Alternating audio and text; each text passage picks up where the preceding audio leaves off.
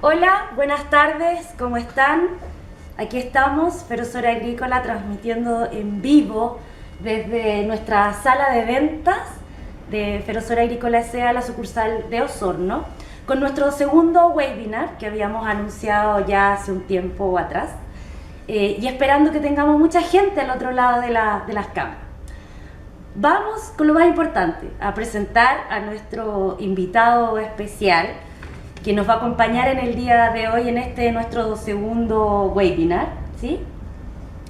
Don Edgardo Dubachel, gerente comercial socio de Nutrial Chile, MBA, médico veterinario, me parece que lo dije, de la empresa Nutrial. Y les voy a comentar que Nutrial es la empresa que hoy va a auspiciar este segundo webinar en Ferosol. ¿Sí? Gracias. Les voy a contar, le voy a quitar un poquito la palabra a Edgardo, solamente para contarles que nuestro auspiciador, que es Nutrial, es una empresa de reconocida capacidad de innovación que entrega soluciones tecnológicas sustentables con productos y servicios de alta calidad, que realmente tienen un impacto en el sistema productivo a los agricultores. Agradecemos a Nutrial que nos esté acompañando hoy en este webinar, nuestro segundo webinar. Bueno, doctor, el tema que nos convoca hoy es aspectos relevantes en la crianza de reemplazo. La audiencia y mis oídos son todos suyos. Muchas gracias, Lili, ¿no es cierto? Y muchas gracias por invitarnos a participar en esta actividad que nos parece súper interesante, súper moderna y en línea con lo que tiene que ser hoy día, ¿no es cierto?, el retail agrícola. Gracias, muchas gracias. Oye, yo la verdad que me hice un pequeño ayuda de memoria, ¿no es cierto? Perfecto. Para que no se nos quede ninguna cosa en el tintero y Vamos cuando a sea corrernos necesario, para que se vea. quiero ir recurriendo a él. Como tú bien decías, el tema que nos convoca hoy día es aspectos relevantes en la crianza de reemplazos. Y la verdad que quisiera dividir, ¿no es cierto?, el tema en dos grandes áreas de los que vamos a conversar un poquito en mayor o menor profundidad. Perfecto, y así también es mucho más fácil para que la audiencia entienda los conceptos, ¿cierto? Exacto. Bueno, exacto. le agradecemos entonces eso. Perfecto. Muchas gracias. Bueno, el primer área que vamos a abordar, ¿no es cierto?, directamente es el impacto que tiene la crianza en forma global en el desempeño económico de la lechería como empresa global. Perfecto. Y el segundo tema, ¿no es cierto?, que vamos a conversar un poquito, ¿no es cierto?, es cómo impacta la crianza artificial de ternero, principalmente los 2 o 3 primeros meses, ¿no es cierto?, en la producción vitalicia posterior de las terneras. ¿Ya? Bien. Y por supuesto que el efecto combinado de ambas. Como también para ayudar a ordenarnos y entender un poquito el tema, ¿no es cierto?, yo quiero decir que la crianza artificial es el periodo, ¿no es cierto?, entre que nace una ternera y pare por primera vez. Claro. Lo más importante, claro, o sea, como entender de qué estamos hablando. La gallina del huevo. Exactamente. Y aunque en la práctica no sea así, uno mentalmente divide la crianza en 3 grandes etapas, ¿no es cierto? La crianza artificial, que normalmente ocurre dentro de una ternerera, después de la cual ocurre el destete, la recría, que es desde el destete hasta el encaste, ¿no es cierto?, hasta que cubro la vaquilla y la dejo preñada, y la crianza propiamente tal a pastoreo, ¿no es cierto?, que va desde el encaste hasta el primer parto. Perfecto. ¿No? La verdad las cosas que cuando hablamos del impacto global de la crianza, porque uno genéricamente habla de estas 3 etapas como crianza y los mete en el mismo saco en cuanto son bien distintos, sí. Básicamente el principal impacto tiene que ver con la segunda y tercera etapa, que es el 80% del costo de toda la crianza, o sea, recría y crianza a pastoreo. No menor. No menor. Ahí es donde está el fuerte del costo de la crianza. Ahora, lo primero que tengo que decir es lo que aparece acá, son datos un poco antiguos, pero en esto no ha cambiado nada, ¿no es cierto? Que la crianza puede ser súper decisiva en una explotación lechera respecto a ganar o no ganar dinero, porque normalmente, o sea, siempre es el segundo costo más relevante en una lechería después del costo de producción. Y se pelean mano a mano, ¿no es cierto?, con el costo de administración y remuneración. Así es, justamente. Entonces, muchas veces no se le da mucha pelota a esta etapa, ¿no es cierto? Y como que se manejan como que si fueran áreas distintas, Distinta. y en realidad Es afecta una un sola. montón al resultado global. Claro. Porque si aquí, ¿no es cierto?, no nos va bien, aunque nos vaya súper bien en la parte lechera, Ya el hicimos resultado mal va a la ser- primera, claro. el resultado va a ser bastante magro. Calidad, pues hacer las cosas bien a la primera. Hacer las cosas en la primera y decirles todo bien. Perfecto. ¿Ok? Ya. Yo les comentaba que hay básicamente 3 etapas dentro de lo que hoy día, ¿no es cierto?, hablamos en forma genérica como crianza. Yo aquí quise colocar algunos datos bastante generales, ¿ya? La crianza artificial representa aproximadamente el 27% de los costos totales. La recría en caste el 39% y la crianza pastoreo el 27%. O sea, O sea, ahí está, pues el 39% ya lo dijo todo. el 39 más el 27%. O sea, sí, claro. ¿Ya? O sea, estamos hablando de que el 60, 70 y tanto, o sea, el 60 y tanto por ciento del costo de toda la crianza está puesta acá. Es más de la mitad de la distribución de costos. Exacto. Entonces, yo te decía que en general en los campos no hay esta visión de ver de forma global el negocio de la producción de leche con la crianza. Y lo manejan un poco distinto y se le olvida, ¿no es cierto?, que es parte del negocio, y ahí se generan ciertas confusiones porque hay pérdidas de foco. Y entonces, La confusión de las prioridades. exactamente. Entonces, lo primero que yo quiero decir que un sistema de producción lechero es un sistema integrado, donde está la producción de leche, pero también donde está la crianza de reemplazo. Ujú. La gran diferencia, y por qué a veces pasa esto en el campo, porque en el área de las vacas lecheras, las vacas generan un ingreso diario, en cambio en la crianza, ¿no es cierto?, generan básicamente un costo diario. Entonces, a veces el productor le pone mucho más foco al segundo y se olvida esta primera parte. Como es un sistema integrado, y aquí en la lámina, yo no sé si se va a ver bien o no, el resultado económico de lo bien o mal, de lo eficiente o ineficientemente que yo maneje la crianza, también depende de cómo manejo las vacas lecheras, Ah, por supuesto. ¿no es cierto? Sí, pues, la segunda parte. ¿Por qué? Y voy a explicar por qué, y aquí hay una serie de flechitas y cosas que les quiero explicar. Porque la necesidad de tener reemplazos está dado, ¿no es cierto?, por la eliminación que tengo en la lechería. Mientras mayor cantidad de eliminación, mayor necesidad de reemplazo. ¿No es Así cierto? es, sí. Y por otro lado, está dado, ¿no es cierto?, por la eficiencia reproductiva. Mientras mejor reproducción, voy a tener mayor cantidad de terneras que criar. Mientras menor reproducción, voy a tener menos terneras que criar. Por lo tanto, una combinación muy mala sería que yo tuviera una muy mala reproducción con pocas terneras que criar y una alta tasa de reposición que puede llegar, ¿no es cierto?, a un punto donde yo no sea capaz de suplir el reemplazo que necesita el campo, producto no de la crianza, sino que de los malos manejos en la vaca lechera. Sí, claro. ¿Ya? Ya, entendido. Dejando esa parte clara, lo que afecta directamente dentro del área de crianza propiamente tal son estos cuadritos que aparecen acá, básicamente la mortalidad y la tasa de descarte dentro de la crianza, ya sea la tenerera o la crianza a pasto. Y hay un factor que es súper fundamental, que es la edad y peso del primer parto.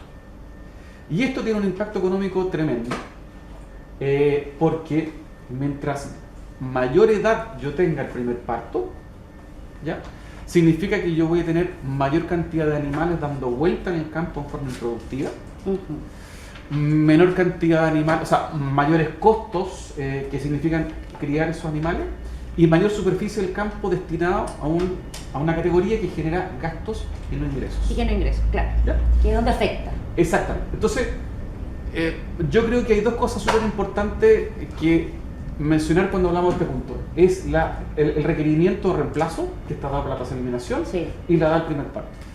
Y con respecto a esto que estoy hablando de la edad del primer parto, este gráfico un poco muestra lo que acabo de decir. Mientras mayor es la edad del primer parto, yo no sé si se ve bien en el gráfico, pero hay mayor cantidad de animales dando vuelta en el campo en forma improductiva, y hay menos vacas que están pariendo por primera vez. Perfecto. Entonces, aumenta la carga animal improductiva. Hay menos vaquillas de reemplazo productivamente, ¿no es cierto?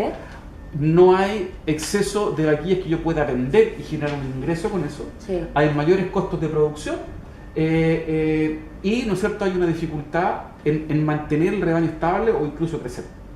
¿Sí? Perfecto. Un paréntesis.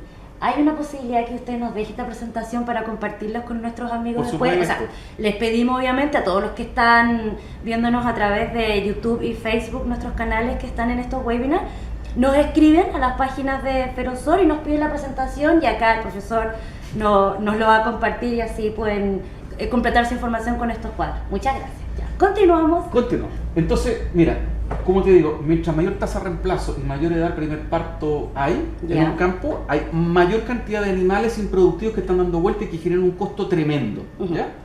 Ok, ahora, no solamente ese problema.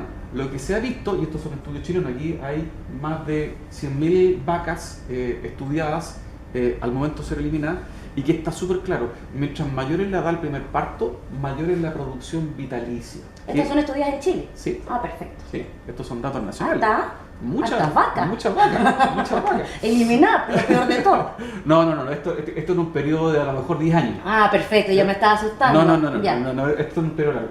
Pero lo que te muestra esto, ¿no es cierto?, que la mayor producción vitalicia, acá está la producción vitalicia, ocurre, ¿no es cierto?, cuando las vaquillas paran alrededor de los 24 meses. Pero a la medida que el primer parto se alarga, ¿no es cierto?, bueno, cada vez la cantidad de leche que va a producir en toda su vida la vaca, cada vez es menor. Entonces, hay un impacto potente en el costo y hay un impacto potente en la productividad futura, que son dos cosas distintas. Sí. ¿Ya?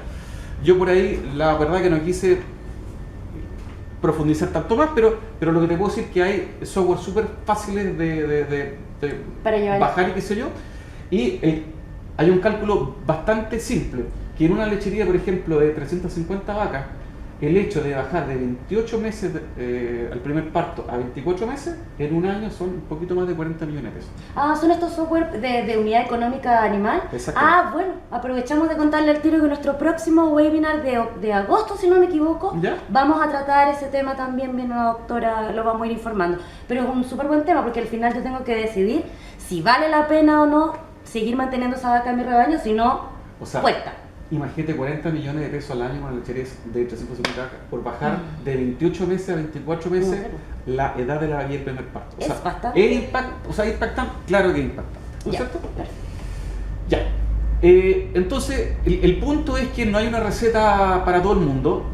Cada raza, ¿no es cierto?, tiene ciertos parámetros de peso adulto, de edad al primer encaste, y qué sé yo, que hay que tratar de ir cumpliendo. Pero lo relevante de este punto es que cada día posterior a la meta, al productor lechero, ¿no es cierto?, le cuesta un montón de plata, y esto también está bastante medido, ¿ya? Y que además, ¿no es cierto?, de tener un costo que es lo mismo que veíamos antes, la productividad futura se ve muy perjudicada, ¿no es cierto?, por cada día después de la meta del primer parto. O sea, en esta primera etapa de las cosas que quiero hablar, muy importante qué edad al primer parto tengo en el campo y qué peso están teniendo las vacas cuando están pariendo. Yo lo puedo interrumpir con preguntas para esta primera etapa o todavía nos queda parte de la primera etapa. Déjame. Ya terminemos, le vamos a decir. ¿Sí? Ya. Bueno, voy a ver. ¿Qué es lo que muestran los resultados económicos de los distintos centros de gestión? ¿Ya? Respecto Seguimos a nivel nacional. Seguimos a nivel nacional. A los mejores son los productores lecheros que tienen mejores resultados en esta etapa. ¿Ya? Que los mejores tienen menos eliminación de vacas y tienen más incremento en la masa. Obvio. Tienen una edad del primer parto cercana a los 24 meses. Tienen menos mortalidad de terneros. Tienen solamente, y esto es un tema súper relevante que nunca se conversa mucho, no más del 30% de la superficie total del campo destinado a la crianza. ¿Ya? ¿Usted quiere que sea más? No, quiero que sea menos. Perfecto. Mientras menos superficie tiene, más superficie hay para las vacas que sí generan ingresos de él. Tienen más carga animal, estoy hablando de la crianza, más ganancia de peso y más kilos por hectárea, pero no usan menos concentrados ni menos suplementos. ¿Ok? ¿Cuál es la clave de esta gente entonces? Que esta gente produce más forraje y lo cosecha mejor. O sea, un sistema de pastoreo mucho más intensivo. ¿Ya? Y por lo tanto que genera menos costo por kilo producido. Ahora, un tema súper relevante a esta parte, y con esto termino esta primera parte, es que una vez que la ternera se desteta, es súper relevante no restringir los suplementos y los concentrados. Hay que seguir con concentrados después del destete. Y después del destete, cuando los animales quedan solamente a pastoreo, una muy buena recomendación, ¿no es cierto?, es decirle a los productores que usen estas bateas melazadas, que son bateas de minerales, porque se complementa muy bien con la nutrición de la pradera y van a tener mayor ganancia de peso y van a lograr un poquito más fácil llegar a las metas de edad y peso. Perfecto. Ya, ahora sí, lo interrumpimos para contestar algunas preguntas de nuestra audiencia. Ningún problema. Vamos a tratar de responderlas todas, ya, de verdad, téngannos paciencia, estamos, como les digo, con YouTube y Facebook a la vez, entonces, paciencia. Veamos aquí, vamos a buscar las que sean del primer tema. Ya. A ver acá, dice, profe, ¿a qué le damos mayor importancia en la recría y crianza a pastoreo? Ok. ¿Buena pregunta? Muy buena pregunta. Ok, buena pregunta, Lorenzo, buena pregunta. Muy buena pregunta. Como yo decía, ¿no es cierto? El primer dato que hay que tener cuando uno va a un campo para hacer un buen diagnóstico de si lo estoy haciendo bien o no lo estoy haciendo bien y que aparece en el control lechero es cuál es la edad de mis vaquillas del primer parto.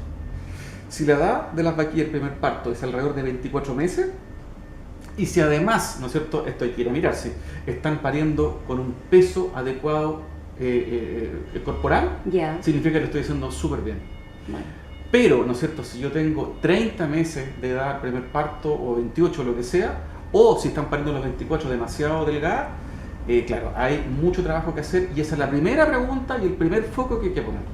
O sea, el pesaje en la crianza es importante. El pesaje hace el seguimiento, o sea, muchas veces uno ve que no hay muchos controles, pero como dice una radio amiga por ahí, el hombre que no está informado no puede tomar decisiones, claro. Al menos hay que tener peso, o sea, perdón, al menos hay que tener balanza y tener un control de peso. Claro, y eso al final no deja de ser un cuadernito escrito nomás. Algo súper simple. Claro, algo es registro. Simple. Hay que tener registro. Es registro. Sí. Y no necesita un software para eso, si uno Para una planillita de Excel en el campo y sería... Porque además, chequear este tipo de cosas te permite decir, bueno, ¿estoy bien o estoy mal? Y si estoy mal, me permite darme cuenta que tengo que enmendar el rumbo. Pero si no peso, si no mido, si no tengo datos, ¿no es cierto? Bueno, no puedo cambiar los resultados que estoy teniendo. Perfecto. Veamos. Otra pregunta acá. Dice, ¿cuál es el típico error que cometemos o con los que te has encontrado en terreno? Sí, bueno, también una súper buena pregunta. Sí, que nuestra audiencia está topísima por las preguntas. Esto es José. José. Que le pones los hashtags antes. José, ya, a ver, José. Yo creo que todo el mundo que estamos relacionados al mundo del agro ha visitado alguna lechería y se ha encontrado, ¿no es cierto?, de nuevo con lo que decía al comienzo, que hay muy poco foco, ¿no es cierto?, en la crianza. Y como ya está dicho, el 60% o más del 60% del costo de la crianza está dada, ¿no es cierto?, por la recría y crianza de pastoreo. Y ocurre, ¿no es cierto?, que una ternerita cuando se desteta pasa a pastoreo. Claro. Y hay poco control.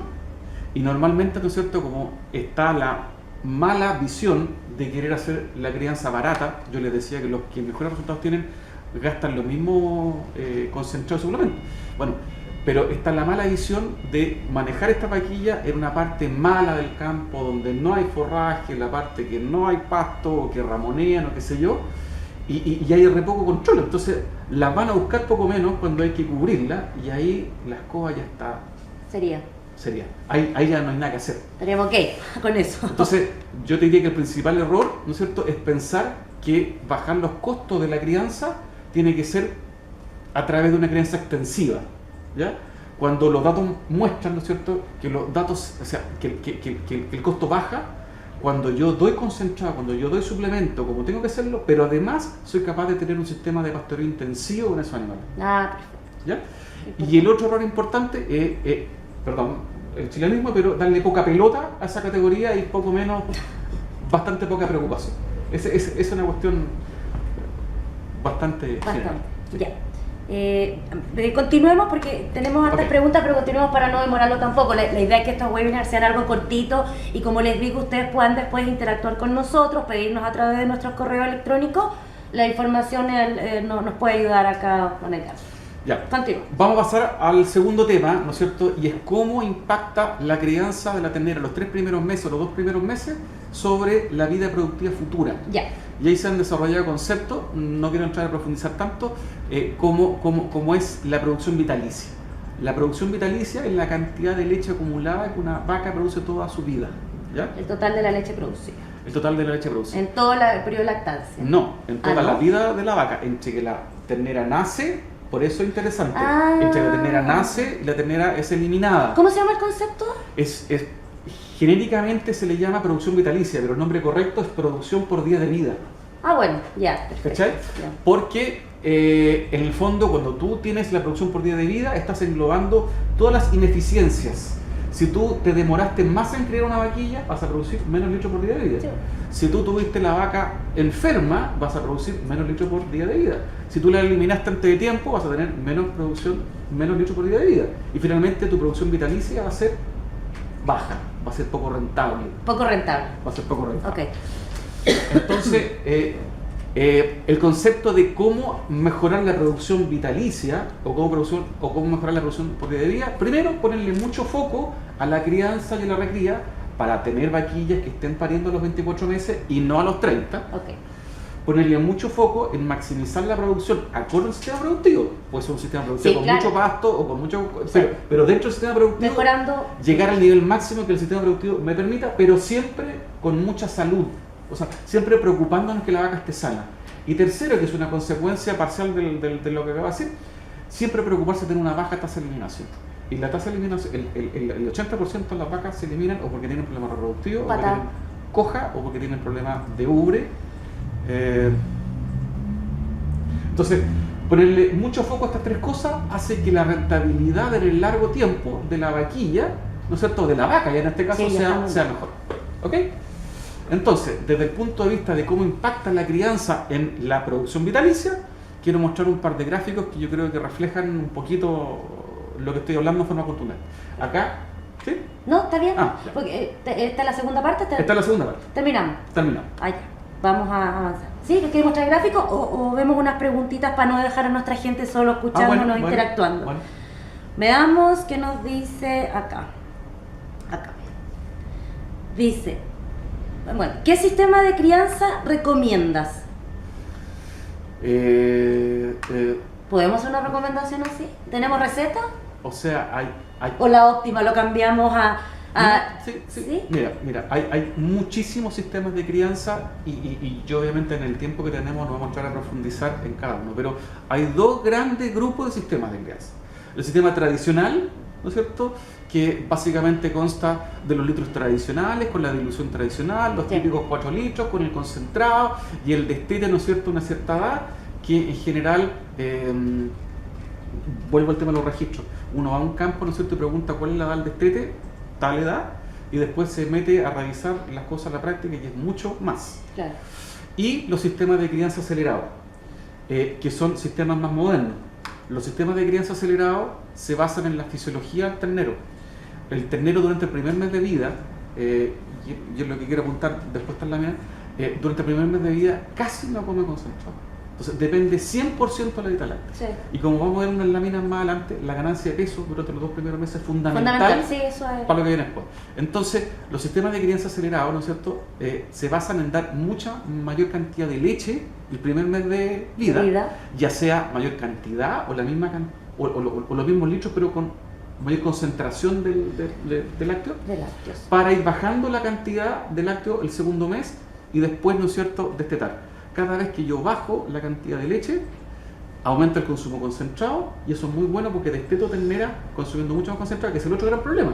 Y con el sistema tradicional, ¿no es cierto?, yo No, desteto y a veces queda las cosas. Está, justamente. Entonces, ¿cuál para mí es el mejor sistema? El sistema de crecimiento acelerado. Acelerado, ya. Sí. Vivian, entonces, el sistema de crecimiento acelerado, la respuesta a tu pregunta. Mira, Habló de las leches y dice que ese instituto lácteo desarrolla en la empresa nutrial. ¿Lo contestamos o lo esperamos un ratito y le decimos a Jimena que nos espere? espérame, Ya. esperemos un ratito. Jimena, tu pregunta está, la tenemos anotadita. Espéranos un segundito, por favor. Ya. Mira, lo que muestra este gráfico y el que viene es que cuando las terneras ganan mucho peso, ¿no es cierto?, los 2 primeros meses, independiente que después de eso ganen harto o no ganen harto, van a tener el doble de tejido secretor lácteo. Por lo tanto, el potencial productivo futuro es mayor. y eso no se compensa con un crecimiento posterior. Los 2 primeros meses tienen que tener una alta tasa de crecimiento y si no lo logra, Estamos fritos. estamos fritos. Esta segunda tabla, ¿no es cierto?, lo que nos muestra que acá hay un grupo con una tasa de crecimiento normal hasta los 3 meses y acá terneras que ganaron 200 gramos más durante los 3 primeros meses. 200 gramos más durante los 3 primeros. 200 gramos más durante los 3 primeros meses. Y lo que muestra esto que y estas terneritas fueron seguidas por 2 lactancias posteriores. Tuvieron un 9% más de producción de leche, ¿ya? Lo cual ya era sabido, era conocido, pero lo más impactante, fíjate tú, que estas terneritas que tuvieron 200 gramos más de ganancia de peso hasta el 3er mes, tuvieron un 47% menos de eliminación. Y eso es un costo brutal. Sí. Y aquí vuelvo a tu pregunta anterior. O sea, de nuevo, mi humilde recomendación es que si usted quiere hacer bien esta parte y preocuparse de lo que viene después, ¿no es cierto?, no use sustitutos baratos y mucho tiempo. Use un sistema de crecimiento acelerado donde va a gastar más leche al principio, pero la sumatoria, ¿no es cierto?, va a ser lo mismo que el sistema tradicional y destete antes. El costo en cantidad de leche va a ser exactamente lo mismo, porque va a destetar antes, pero va a destetar terneras mucho más firmes, que se van a desarrollar mucho mejor, que se van a eliminar mucho menos y van a producir mucho más. O sea, tenemos que invertir en un buen sustituto lácteo para esa primera e importante etapa de esta crianza reemplazo. Exactamente. Muchas veces hay objeciones, ¿no es cierto?, respecto al tipo de producto que se usa por tema de costo. Pero dime tú, Lili, ¿quién es más caro? ¿Alimentar con un sustituto barato por 90 días o alimentar una ternerita bien con un sustituto más caro por 75 días? Y la respuesta es que cuesta lo mismo. Claro, yo tenía 2, una políticamente correcta y una no tanto.